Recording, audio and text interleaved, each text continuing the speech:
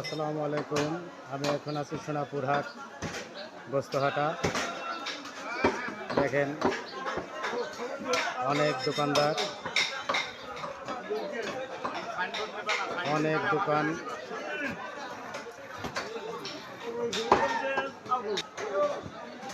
বিসমিল্লাহ গোস্ত ভান্ডার, অনেক বড় দোকান। এইখানে প্রতি রবিবার এবং বৃহস্পতিবার হাটে এখানে দেশি ফ্রেশ আইড়ি গরু জবাই করা হয়। এটা আমার ভাই।